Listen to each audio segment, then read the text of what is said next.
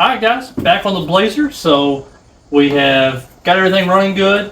We have got all of our brake line issues fixed, all of our leaks, oil changed, all of our services done. Tonight we're going to get our AC pulled down on vacuum and see if this thing leaks. It has no refrigerant in it. We'll show y'all how to get the gauges and stuff hooked up. So you've got your low side pressure or low side line off your gauges. Hooks into the low side pressure port on the dryer on this one. And once that's on, you'll run your thumb screw down. Normally I run that screw down until you see pressure on the gauge, but we have nothing in the line, so this isn't going to move. So, high side. And these will only go on one way, so you don't have to worry about hooking your lines up backwards.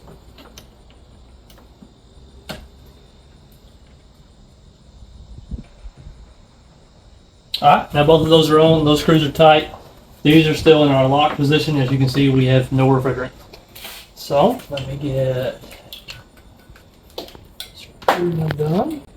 Your yellow line goes down to your vacuum pump.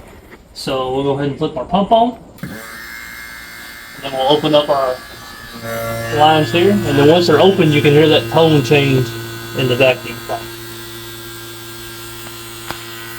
And then we'll slowly start pulling that gauge down. And we're going to let this vacuum pump run for close to an hour. And then we'll come back, close our lines off, cut the vacuum pump off, and watch the low side gauge and see if it moves and gains and goes back closer to zero. If it does, we have a leak that we need to address. But if not, then we're going to put Freon in this thing, charge it up, and be sure that it's going to work. Alright, so we pulled our vacuum down for 1 hour. It had sat for 1 hour, and we are still at 28 inches of vacuum.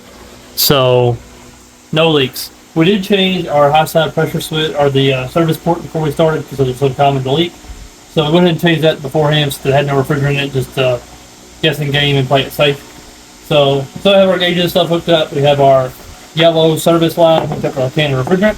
We're going to be using some Freon with UV dye, so if we do have a leak, it'll be easier to find in the future. So with it still under vacuum, we'll go ahead and pierce this can.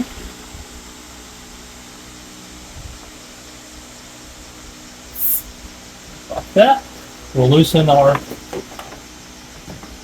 low pressure. You never want to open the high pressure when you're charging the system.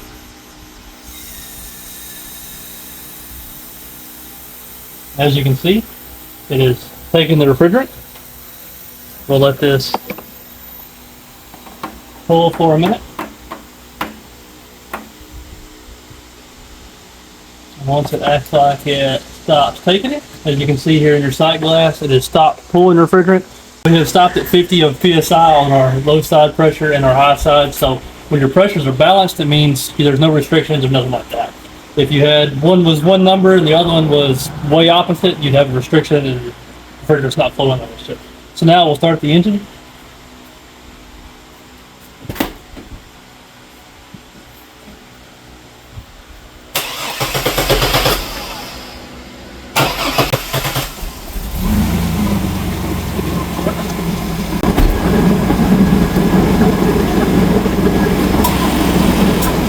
It just went down.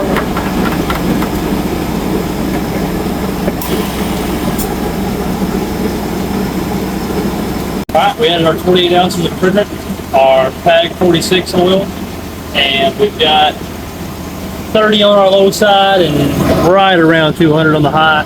It's blowing here good at idle, about 55 to 58 degrees at idle. We'll take the gauges off this thing, we'll take it for a spin real quick and see how it cools off. Alright, we just got back from our test drive. Our air is working great. It blows around 55 degrees, cruising around. Engine temp stays cool, so I'm happy with that. So they'll keep it cool enough in here for a road trip if it's hot. So being an all black vehicle, and it's definitely gonna need some more winter tint than this. So, but that's fine for now. We'll run this for a little while. Be sure no leaks or anything crazy. If it does, then we'll dig back in and get that fixed up. But for right now, everything's looking like it's gonna be pretty good.